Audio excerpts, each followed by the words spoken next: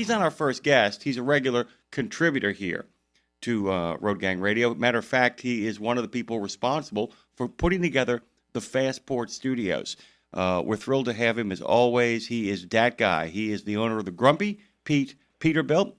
He has over 2.5 million miles under his belt. There's some stories out there about a whole bunch of Special Olympics convoys coming up. He's a big believer in supporting good causes through convoys and the like, and he's the principal analyst over at DAT. He's that guy. Good morning to you, my friend, Dean Croke. How you doing? Good morning. Great to be with you. And I promise you I'm going to jump over onto the Google Meets in just a moment so that you and I will be able to see each other. But where are you right now? What are you doing? Because you're always someplace, even when you're where you're supposed to be. I'm home this week. I've been home all week. My wife's had back surgery, so I'm doing dual duties, working as well as looking after her. So, I've been back in Boston for about a week, but that'll change coming up in about a week's time, back on the road again. Got a bunch of truck shows, conferences. It's the start of conference season for those that don't drive trucks. A lot of people in business take July off, so things are always very quiet during those dog days of summer, as we call it, in freight. But then things start to pick up once we get into September in earnest, and you'll see a lot of activity September, October, into Thanksgiving. So that's we had a pretty quiet July, though, for most of us in the freight market. Very quiet in the media. Trucking media, that is. So it's been fairly quiet. I mean, not on Road Gang Radio, but in general freight terms, in my world, it's been very quiet. Yeah, it's interesting too, and that's something we can talk about as well. The freight world is in this kind of holding pattern that you and I have been talking about. We have spoken the last couple of times in terms of hypotheticals in regards to the markets and the rates. What could happen based on what has not happened yet. And by the way, guys, if anybody's out there saying stuff to themselves like, well, no, I mean, it's like, you guys are predicting doom and gloom. We're not. We're just trying to figure out what's going to happen next. That uncertainty, while it has created a great deal of disruption in regards to the overall economy, has just created a sense of paralysis. That's not a lot to kind of analyze when that's going on. On the political front, there is plenty of stuff going on. There's plenty of chatter. There's plenty of talk. And, once we do our break with our pledge, national anthem, and our bracing cup of Java from Pastor John, we'll get into your talking points. I wanted to kind of talk to you about the accident, the one that is making the rounds, the sensational one, the U-turn that turned into a fatality. And, we had a chance to have Andy Polikoff on the show earlier this week. He wanted to come in because he and I wanted to kind of establish for people that it's very easy to point the blame at one irresponsible and, amoral to some degree driver. We don't know all the particulars about him as a human being, but it's pretty chilling. That being said, I said somebody had to lift the fence to let him in. Somebody had to give him a CDL. Somebody had to hire him, and on we go. So we had Andy Polikoff come in and talk about the idea of making sure that we put an end to CDL mills, making sure more people follow the rules like that. But I wanted to get your take, Dean, and like I said, you don't have to wade into controversial waters, but I wanted to get your take on that particular incident, but also what it speaks to at a larger kind of purpose and piece. Yeah, I think a horrible event. Like, I don't know what some people think when they drive. I mean, I put car drivers in that category also. I think the whole world has changed in terms of how we treat the driving experience. I see a lot of truckers doing crazy stuff out there, and I see a lot of car drivers doing crazy stuff also. So I look at this and say, yep, this has been going on for a long time. This just happens to be a terrible event that fits into a particular set of narratives that's been going on for a little while. But I go back 25 years and I could find just as many events that are equally as egregious, that are different. So and I'm not going to get into the politics of all of this because I think it's a no-win situation. I think what I am surprised about, though, is all the prejudicial comments that are out there that really harm the defence case here. I just think I wish people would just keep their opinions to themselves, because every time they post something and make a comment about this, it just means it's very hard for anybody to get due process, whether it's the car drivers that have lost their lives or the truck company. This is, the court of public opinion is pretty dangerous when it comes to situations like this. So I think the facts are very unclear, though. I think that's what's interesting, is the facts have changed in the course of a week. in terms of what people think has caused this accident. But I was thinking about it this morning too, Jimmy Mac, because I was as outraged as anybody. And I just think, how do they go into the local DMV and get a CDL? Like, someone's got to give them that CDL across the counter. I assume that's what happens.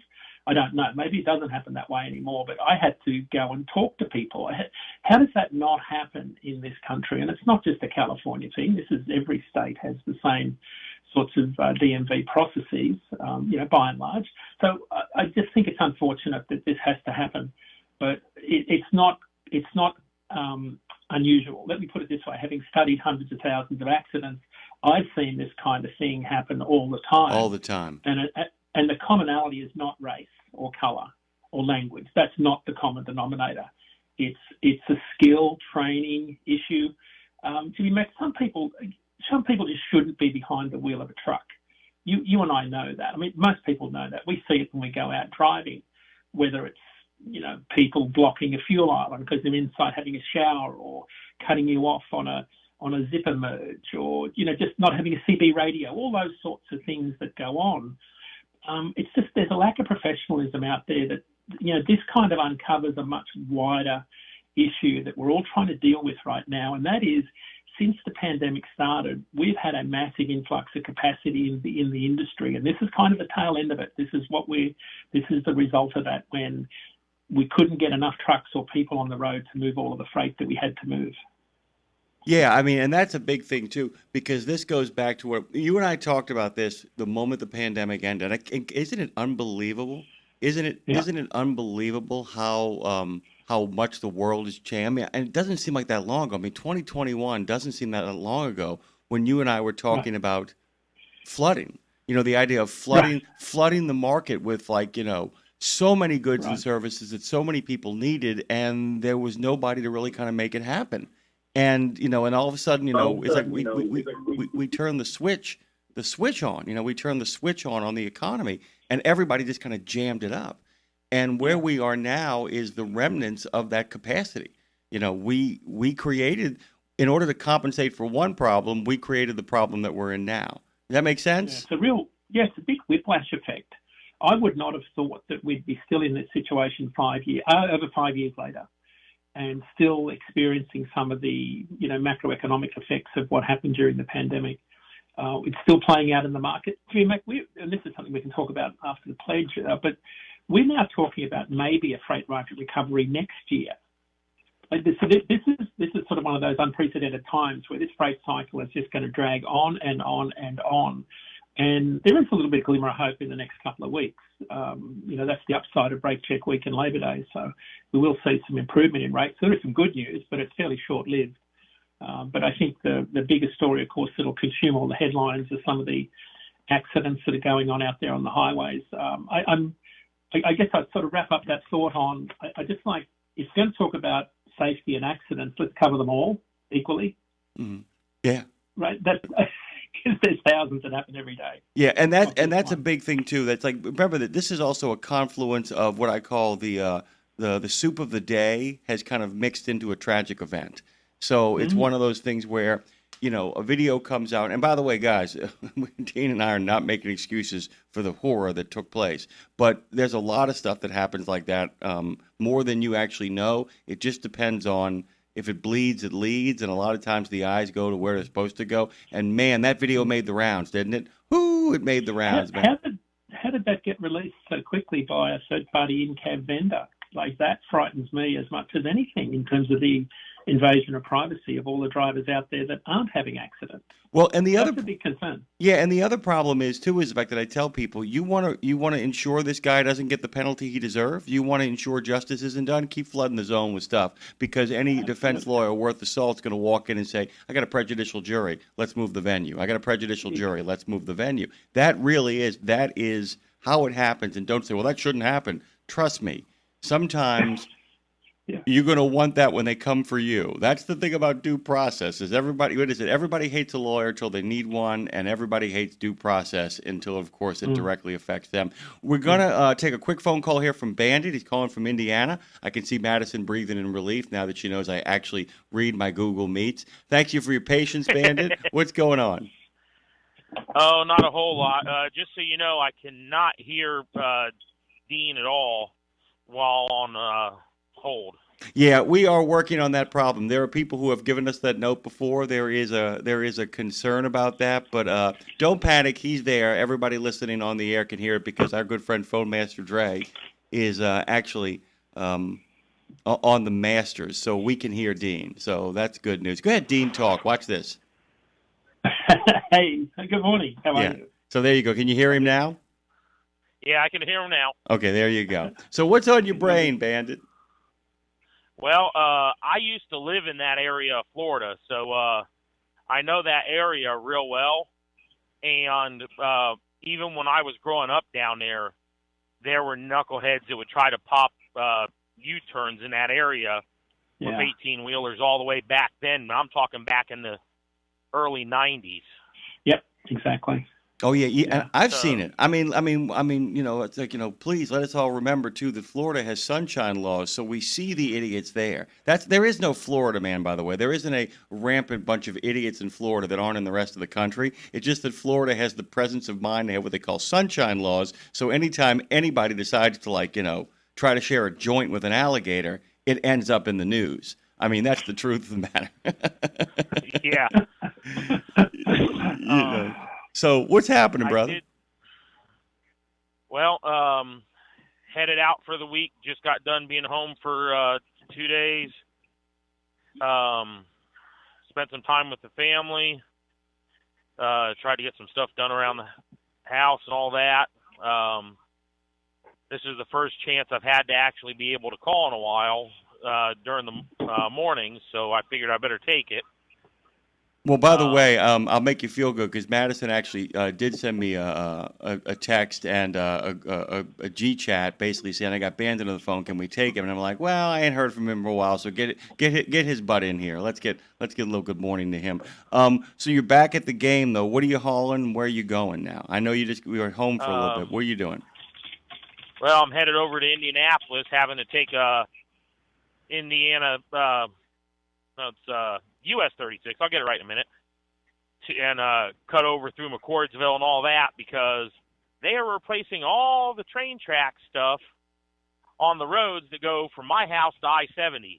So I can't get to I-70 from my house right now. So I got back road Joe it on a 2-lane blacktop to cut over to Indianapolis and get on 465 that way.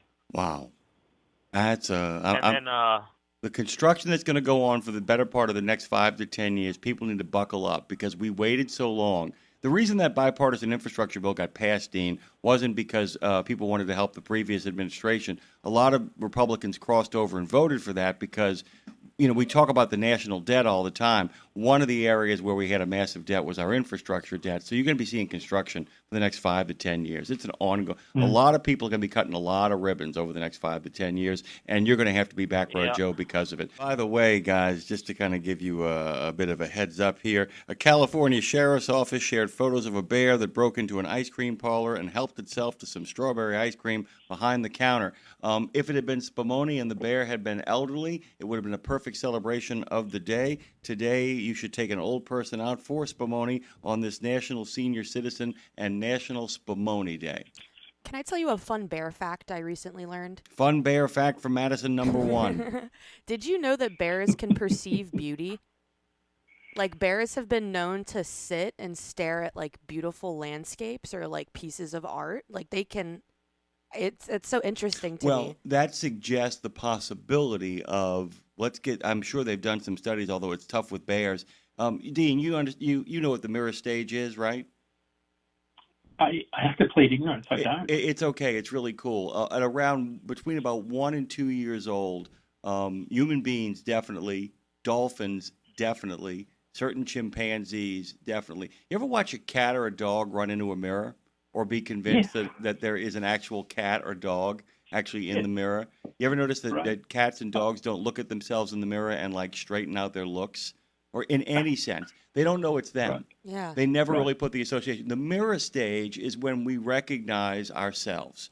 Is that when we are able to kind of recognize ourselves. It's important for this reason. Because if you recognize yourself, you can spot a speck of something on your face and remove it. If you recognize yourself, you then begin to experiment with making faces so that you understand. We never see ourselves for who we really are. The best shot we got is a reflection, right? But in seeing ourselves in the mirror and recognizing ourselves in the mirror, we're able to control how we present ourselves. And if you can control how you present yourself, that's the first step to being able to create or appreciate art. And the idea that you understand that you actually control the apparatus. So it's called the mirror stage. It is when we separate ourselves from our mother. Most mammals in particular identify with their mother and associate themselves and simply think they're an extension of that until they recognize themselves in a mirror. What's really cool is with dolphins is that they started doing a thing where they figured out that it worked. Where they would put they get an ink, they put a mirror in a pool, and then they would put ink on the dolphin's head. The dolphin knew someone had done ink on their head and would swim back to the mirror to look at where it was in the reflection. Wow. And then they realized that dolphins, as Douglas Adams realized even before then, that dolphins actually are the ones who actually are inhabiting the earth, and we are just like the things that exist on the land, you know. We're along for the ride. Yeah, what's the great joke that man went about the business of building bridges, driving trucks, creating armies, building a civilization, and for that reason they thought they were superior to the dolphins. The dolphins spent all day swimming, making love, and eating fish, and for the same reason the dolphins thought they were superior. Yeah, that was the whole Right. conversation we were having, me and my friend, because I was saying, well, humans are the only species that creates art. And he was like, that's not That's true. not true. That's not true. That's not true. That's I was like, well, I'll be damned. That's not true. Yeah. Monkeys draw in the dust. Anytime that you actually, if you can use language, genuine language to communicate, there's a possibility that you probably are going through the mirror stage. And man, if we ever find out that roaches are an ants are in the mirror stage, we're in a lot of trouble around Yeah, I here, would folks. That's hate the that. absolute truth. We actually sometimes behave like roaches and ants in regards to being a bunch of worker bees out there on the highways and byways. Dean Croke joins us this morning on Road Gang Radio, as he often does, a regular contributor and regular contributor to the building of the studio. Dean, you'll be happy to know the last two pieces of furniture, well, actually 3 chairs and a table, arrived. One has already arrived. One arrives today. And the studio will be complete probably by next Tuesday, when the new sound imaging will also arrive for Road Gang Radio, and it'll be Next Gen Nemo taking one more step forward. We are taking a couple of steps back in the economy. It looks like, as you alluded to before we went to the break, that 2026 may be the all clear and safe moment. Is there anything to suggest it could come any faster? Give us the overview of 30,000 feet. There's nothing yet. Break check week next week, Labor Day, short week. There'll be some upward inflection in spot rates, so there'll be some good opportunities for carriers in the right place at the right time. Truckers will take time off next week, so there'll be a little bit of movement the next week. But beyond that, Jimmy, mate, normal seasonality, not a lot of upward lift in spot rates, not a lot of downside either, so more of the same. But there's just nothing on the horizon economically that says people that make stuff that go on our truck are going to make more of it. It's that simple. They're in a freeze mode right now because of the uncertainty. They can't commit to big capexes because they don't know if their prices are going to jump 20 to 30% because of a tariff. They just don't know. So that's why we're just not seeing any upward side on the demand side. We got about 2 minutes before we hit the break. I just want to kind of touch on this before we do. Do you feel like this all comes down to housing? I mean, is this really about getting housing starts going? If they can, like I said, it's why the president thinks that if he pressures Powell and he lowers the interest rates, maybe that gets the housing market. But it's deeper than that, because the stuff that builds housing, a lot of that stuff is tariff controlled, correct? It's a big part of it. I think it's a catalyst, though. So I think single-family housing construction is a definite catalyst for flatbedders in particular, because it's a big part of our industrial economy. All of the things that go into, the lot preparation before you breaking ground, the machinery, the specialised carriers, the flatbedders, the lumber haulers, the carpet, the electrical appliances from overseas. All of those things are tied to building homes. If interest rates drop, if we see some movement down on the downside of the interest rates, there's a big meeting in Jackson Hole this week with the Fed. If we see rates come down, that could be a catalyst to improve demand. So that's something we need to watch. But absent that, there's nothing else that says people are going to make more things that are going to end up in the back of our trailers. Yeah, and I will tell you that given what we've seen from Powell since he has sat there, since he was first appointed by President Trump, let me say that again, since he was first appointed by President Trump, there's nothing to suggest he'll lower interest rates, because if he does, he runs the risk of in an already kind of stagnant economy amping up inflation. That's the other thing, too, amping up inflation. By the way, if you've ever seen a skunk, Dean, they are absolutely adorable, and then you get too close and you pay for it for the next week or so. A skunk was trapped at the bottom of a skating bowl at a Pennsylvania skate park, was rescued by a man who used his leash and his skateboard to give the animal assist. This woman, Danielle Galvin, said she was out walking her dog in Reading when she came across the man attempting to rescue the skunk. Galvin posted a video to TikTok showing the man lowering a leash attached to his board into the skate bowl, where the skunk grabbed hold of the handle with its mouth. The man was then able to hoist the skunk back to the flat pavement. Galvin posted a second video showing the man attempting to get the skunk to let go of the leash, resulting in a brief tug-of-war before he allowed the animal to take the leash and tow his board across the park before letting go. You see, you can be compassionate and keep your distance. It's possible. You can do it. You can do it. Welcome back, guys, to Road Gang Radio. DAT Guy is here, regular contributing member of the Road Gang himself, Dean Croke, always posting terrific content out there. A couple of things from the city of New Orleans from his previous travels have popped up in his latest feed, some groovy stuff, some overhead views, some tugboat views, some riverboat views, a lot of really great content out there. We are still, though, in the days of the unknown, days of uncertainty, Dean. You actually wanted to make a comparison and show how cardboard really can be an indicator of what it is that's going on out there. I want to unpack that thought for friends. Yeah, I think it's important, like we've talked on the show about, understanding the freight market is like, when you look at data, it's like each data point is a piece of a jigsaw puzzle, and you've got to put it all together to get the big picture. No one data point on its own is definitive. So I look for multiple data points. Before the break, you touched on single-family housing, right? So that's a leading indicator for flatbed. There's a very strong correlation between the number of permits that builders apply to build a house and flatbed spot rates. So very good data points there. If you think about the broader macroeconomy, one of the other data points that's a real bellwether for demand is cardboard, because cardboard is a big thing that's used in all of our freight, whether it's produce or consumer products. It's closely watched as a telling economic indicator. When softness persists in the cardboard manufacturing sector, it's often a leading indicator of a broader economic slowdown. And there's been a big slump in the sales of corrugated cardboard this year. It's kind of a warning sign, especially because most of our economy, or about 70%, is consumer goods, shipping consumer goods. And what we're seeing is that the corrugated cardboard shipments, or containerboard shipments, are down about 2.1% in the first quarter. And although there's signs they're stabilising into the second quarter, we haven't seen that data yet. But that's kind of one of those canaries in the coal mine that you've got to watch because it's a bit of a tell. It's a bit like Chet pallets. People order them a month in advance in anticipation of demand. I don't have any data on those particular items yet, but cardboard's always a really good indicator of demand for manufacturers to use cardboard to ship things that end up on the back of a van. So those numbers aren't heading in the right direction. It's interesting, in being one of those people who kind of works a Freakonomics approach, I wonder if anybody out there, said, what I should do? I should cuddle up to a cardboard contractor, and every once in a while just give them a call and say, hey, how are orders going? How are things going over there with you? And if they say things are terrific, start making plans. I mean, it's strange, though, but you can actually check that kind of stuff. That's part of the reason we do this segment, and we want people to pay attention, because you can look at just a couple of things.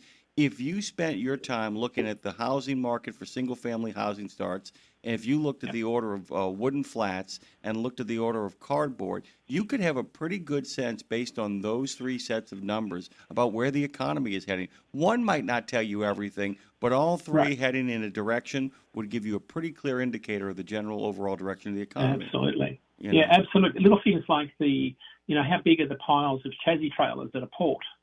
That to me is always a tell. How many 53-foot intermodal boxes are stacked up in Fort Worth at the intermodal ramp there? That's always a tell because you can drive by there now and it'll be full. During the pandemic, it was a vacant lot. So I think those sorts, you've got to keep your eye on all of these. That's why I would say to anybody, don't just jump in and out of Road Gang Radio every month. Like, you've got to be in this all the time. You've got to be a student of this industry. That's why you've got to follow it every single week so you see which direction we're heading. because on its own, one data point doesn't tell you which direction we're heading, but the direction that we're heading is not, it's not leading to an area that says we're going to come out of a freight recession and head into a bull market. Like, that's not what we're seeing. And I'll share with you another data point that came out yesterday from the Federal Reserve. This is the relationship between capital expenditure and tariffs. And what the data point showed, and it talks about input costs for manufacturers and the impact of tariffs. So normally when you see high prices, it's a sign of strong demand, and that kind of induces manufacturers to invest more, to make more. So higher prices are a sign of strong demand. Tariffs, on the other hand, give you higher prices but lower investment. What we're seeing is kind of the worst of both worlds, because right now the tariffs that are kind of taxed on capital goods and supply chains, what we're seeing is a divergence for the first time since, my data goes back to 2005, but when you plot capital expenditure and input costs into manufacturing, they track each other almost identically all the way up until April this year, when input costs skyrocketed and capital expenditure plunged. So if people aren't spending money, they're not buying assets, extending the life of assets, purchasing new machinery, building new facilities, upgrading infrastructure. We need capital investment for people to make more stuff that go on our trucks. So again, the two lines may, converge at some point down the road. We don't know. But right now, what I'm trying to do is give you another data point that kind of supports this thesis that we're not seeing anything where manufacturers are going to make more freight that's going to improve our freight economy on the demand side. And it doesn't matter what we try to do on the supply side, we've still got excess capacity. It's not exiting fast enough to move that rate needle. So what will move the needle is a fundamental change in demand for transportation. And there's just nothing on the horizon, no data point that sort of says long-term we're on the right path, because right now everything is kind of moving sideways, because the goalposts that we use to plan our businesses are moving further and further down the field, because we don't know where the trade war is going to land. And until we do that, manufacturers won't have any confidence to go into that capital expenditure framework that they normally go through when they've got economic certainty. Yeah, and that has been, like I said, I always feel like there are periods of time when you and I talk. Okay, this is a go to left field for a second. When Rod Knopfsinger and I first started doing Washington Trucking Week, by the way, Louis Pugh will be here, speaking of Washington Trucking Week in just a little bit. We had this ongoing joke where we almost kind of apologized to our listeners, Dean, saying the segment was always the same thing. It's, will there be a continuing resolution, and will Ray Martinez be appointed as the head of the FMCSA, and over and over and over again. But it also meant that a lot of things were either settled, there wasn't a lot of legislation moving in either direction, pro-trucker or anti-trucker. It was just this perpetual sense of ongoing.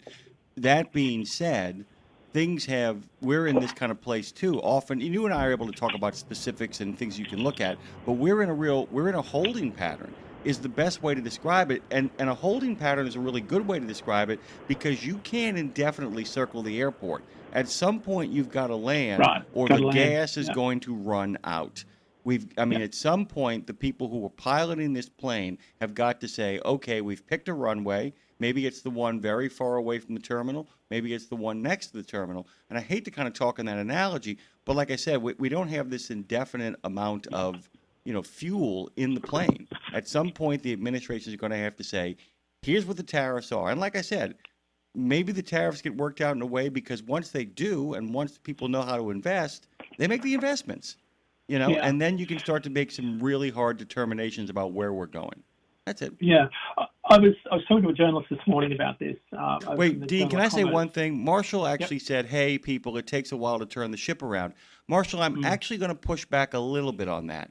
I'm going to push back a little bit on that and saying, look, if those tariffs were in place and those were the tariffs, here's my problem. You can't slap the tariff on during negotiation. You have to use the threat of tariff during the negotiation. What they've done is they've placed tariffs and uncertainty in these situations, and people keep going back and forth. What you say is, I'm not taking sides on this. Just let us know where it's going, because at that point, people can start making investments. And at that point, you can then make the case, look, we just put these tariffs on. It's going to cause a bumpy set of turbulence for a moment. I keep using this airplane analogy. turbulence for a moment, and then we know the date of which it ends, because then you have projections of when people adjust to the tariff and all that kind of stuff. We don't know. We're literally in this incredibly uncertain holding pattern. It's just interesting. Go ahead, Dean. I'm sorry. Well, I think this is a great point, and I was talking to the journalist this morning. I said we're in a second half of the year of paybacks. We used this analogy a little bit a while ago because we've moved a lot of freight already in the first half of this year.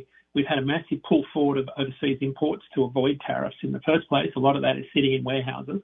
So now that the extension to November of the triple-digit tariffs on China has been pushed back, that gives shippers some breathing room for Halloween, retail season, back to school, all of that sort of freight that they were worried that they wouldn't get in at the price that they budgeted for. So that's good news. But for truckers, we've moved a lot of that freight already. Right. Into warehouses. So, and we saw record volumes of steel and aluminum move out of Hamilton, Ontario into the Ohio River Valley in the first 3 months of this year. So what I'm getting to is because of the threat of tariffs, a lot of people got ahead of the show and moved a lot of freight into position. So we've kind of moved some of our Q3 freight in the first half of this year. I'm going to say a lot of it. It just means that what we would normally think of as peak shipping season in October, because the old analogy is if it's not in a warehouse by October, it won't be on the shelves for, Christmas shopping period, broadly speaking. So what we're seeing, though, is that peak season's already occurred by and large because a lot of that inventory's already been pulled forward, moved in warehouses, ready to be shipped in that final mile space. And that just means that things are going to be flat. You can't say anymore that, peak season's going to happen and that'll give us a lift in demand. We don't see that happening because we think peak season's already happened. So it's what reinforces our view that the market will be very flat all the way through this year into the first quarter of next year. Because the wild card's always hurricane season. We've got one bubbling along right now on the East Coast, but that's a wild card. We can't bank on that. Although it's inevitable we'll have 4 to 5 landfall events.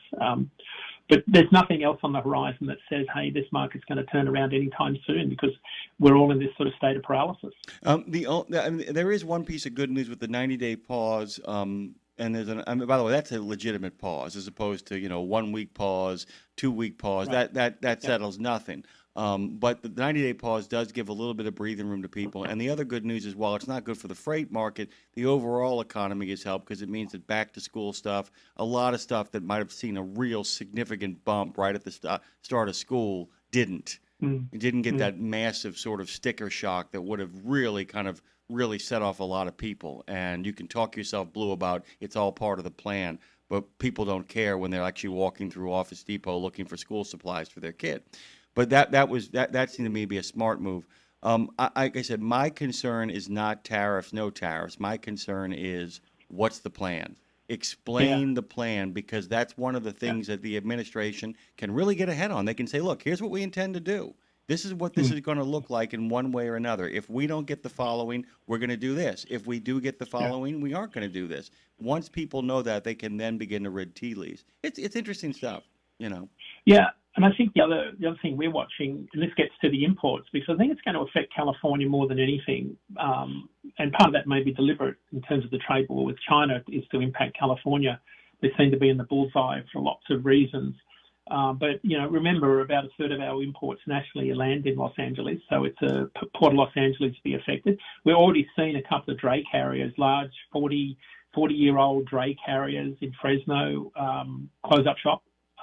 Couple earlier this year, we saw one of the big truckload carriers in Florida close up after 71 years. So I think I'm not going to say that we're seeing a repeat of the second half of 2019 or the first half of 2019, but man, the warning signs are there. The red lights are flashing. That if we don't see any improvement in demand, that I think this elongated freight recession we've been in will be too tough for some carriers that have found it very hard to manage costs, because that's the name of the game. When you read all of the reports from all of the large carriers, none of them are really talking about any substantial lift in freight demand. They're talking about ways to control costs and be more efficient.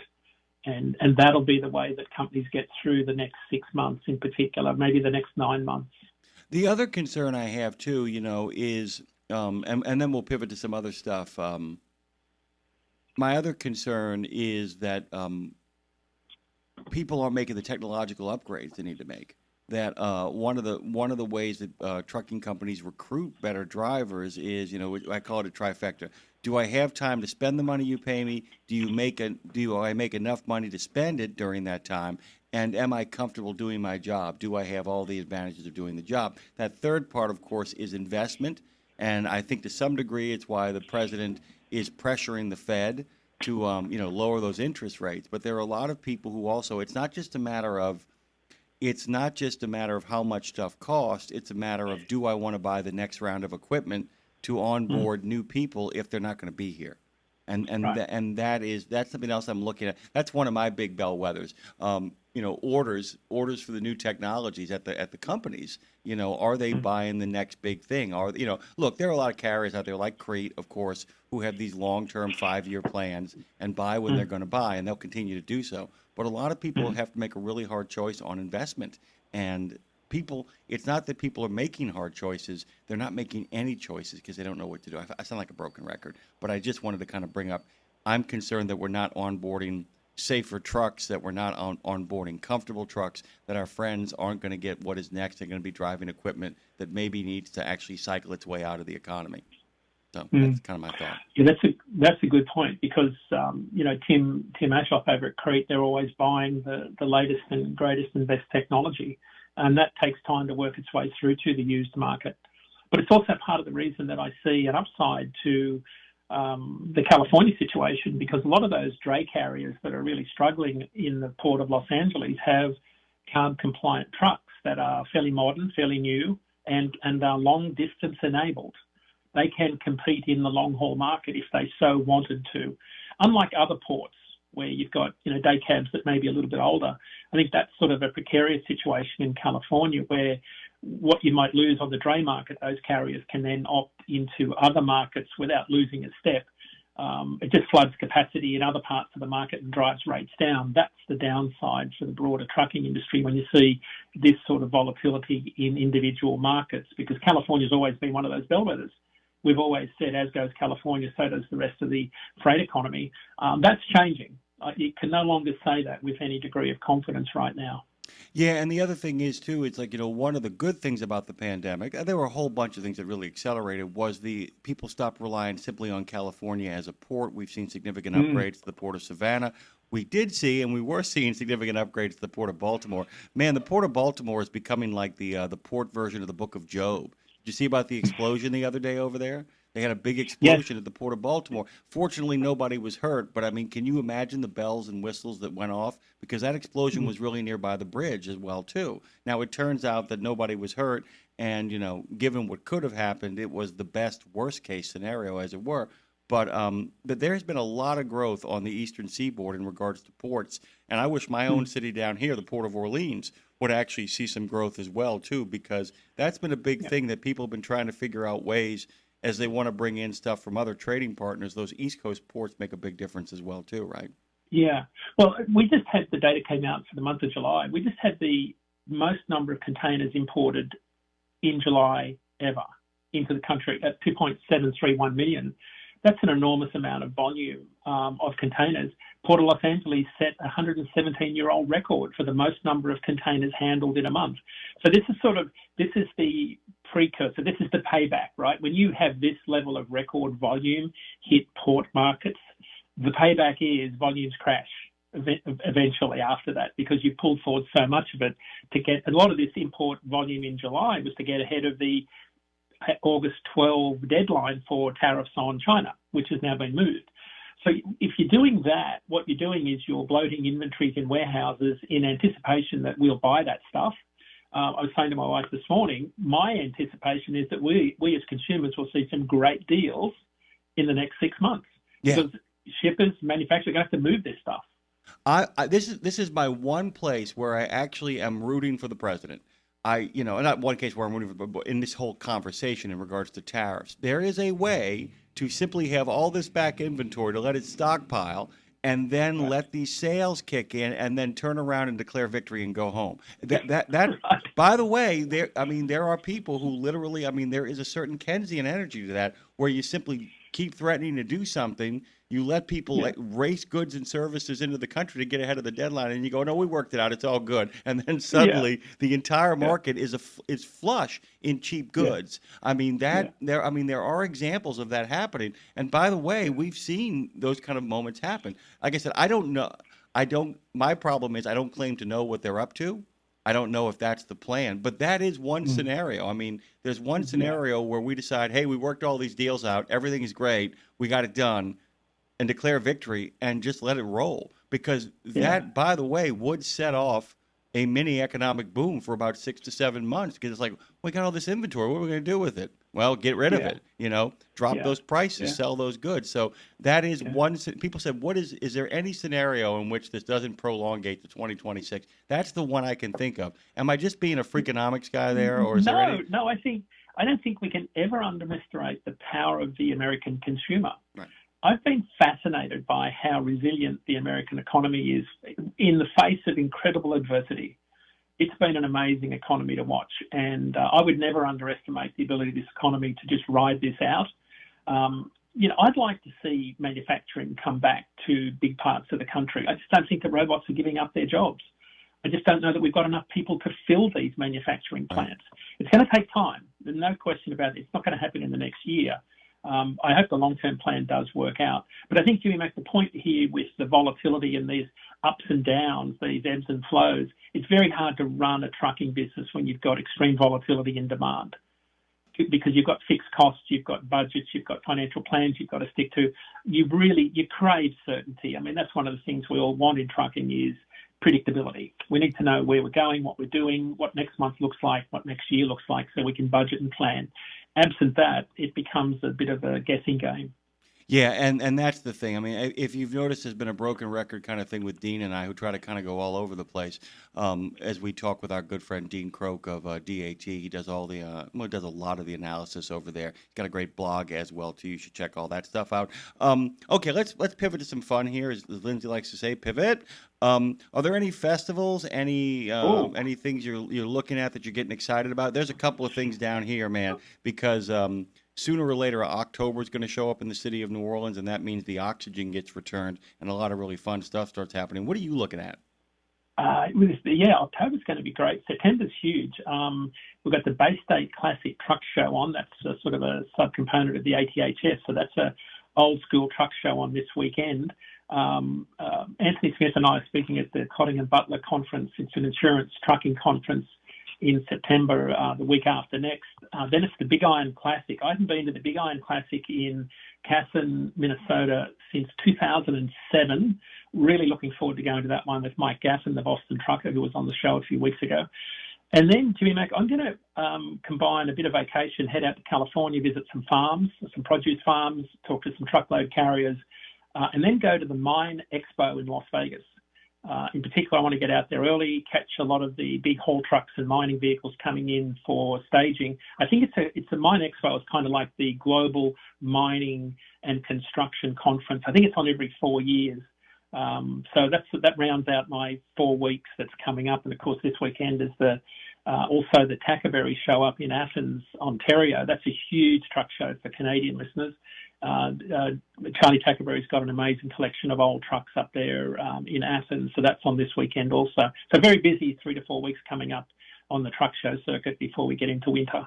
Yeah, and like I said, that's one of those things too where we talk about these festivals, guys. We talk about these conferences. We talk about these shows. We don't just do it because they're fun. They are a lot of fun. They also kind of point you in the right direction. These choices, I don't know if people know this, but when these guys pick their conferences like the ATHS, they're also thinking about lanes and rates at the time because they want as many people as possible in the vicinity.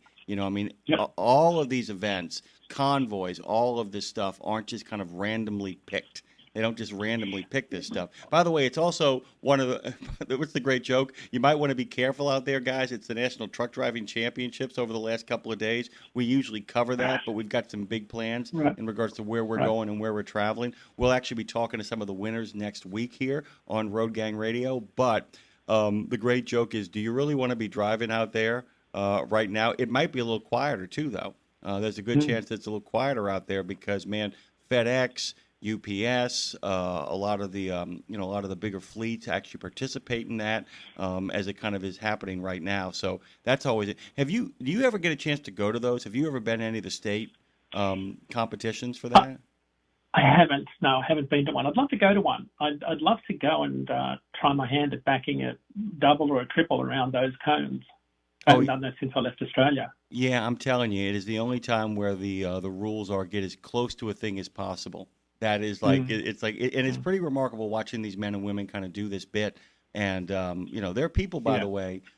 I kid you not, there are people, by the way, like Roland Bolduc, who actually has gotten together with friends and got a space. They have a space where they practice.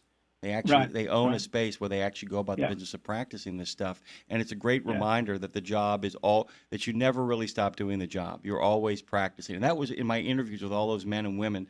I'm telling you, Dean, I know how much you love this industry. Talking with those folks is a delight because, man, they practice even when they are on the highways. Because if you win your state and you somehow get into an accident that even wasn't your fault, you're immediately disqualified. You're out. Yeah. You know what I like about this part of the season is connecting with all of the drivers out there that go to all of these events, because it reminds you that everything is not just freight of all kinds, which is the lowest paying freight of all freight, right? Right. Because that's what we tend to say, the trucking industry is bad because rates are low. Well, if you're earning $10 a mile, things aren't too bad, but not everybody's doing that, of course. But when you go to truck shows, you get to talk to all the specialist carriers, the regional haulers, the ones that are multi-generation, that are really successful and have fantastic equipment and great drivers. That's what I like seeing, because that's my pulse check on the industry. How are we really doing? And, of course, we've got to remember that it's only about 5% of freight, moves over, outside of that 500-mile radius. So it's not a big part of the freight economy. It's freight of all kinds. When you and I talk about the freight economy on the show, we're not talking about hauling gravel around Boston or a heavy haulage machine from Charleston to Chicago. Like, we're not talking about specialized regional type moves. We're talking about, the general freight industry, and it's not good, but the bulk of the industry is not in that sector. The bulk of the industry are hardworking people that go to truck shows on weekends after they've been working all week, or they're doing a touch a truck event or a Make-A-Wish event. They're just the best people you could ever imagine. Really quickly before we have to get out of here, so yesterday Madison and I came into the studio at 4 o'clock in the afternoon here so we could actually speak to CJ. Trucking with CJ, actually. We did an interview with her. We recorded that content. It'll be coming up in the next couple of weeks. We got a chance to talk to her in New Zealand, which is where she has currently moved. I'm going to encourage people to go to truckingwithcj.com. Yeah. You can also find her on Instagram at truckingwithcj. It really is an incredible story. We share one thing in common. We've both driven 88-wheel, 4-trailer road trains. That is absolutely correct. And boy, she's the real deal. She's the real deal. And what an amazing, informative conversation. Another perspective on the Australian trucking industry. She had a lot of good things to say, and she is moving. She's now allowed to be incredibly selective. This is a great reminder, too, about creating content for everybody. One of the questions I asked her, Dean, just enamored with her answer here. She said, I have never tried to create content that I think anybody else will like. I hope they do. I'm creating content that I would want to see if I, in fact, was out there. And it makes a big difference, guys. Make the stuff that you think you should make, not what anybody else you think wants to see. That's how you do it. That's how you get it done. And her content is great. Dean, we are done. It is great to see you. Tell people one more time where they can go to find out more about you. Social media at the Grumpy Pete. I can connect there. Dean Croke at LinkedIn. I'm always on LinkedIn. You can DM me there. Or if you've got any questions about data, catch us on our DAT IQ show at 10 a.m. Eastern every Tuesday on YouTube. Always good having Dean Croke here, and don't be surprised if you start hearing him more and more, because our friend Chris Orban is actually going to start dropping into the studio on a regular basis here and shooting the breeze, so we'll pull you in well when he drops in. Thank you, Dean. Go have the best of days, my friend. All right, man. Thanks, everybody. Bye-bye. Safe travels.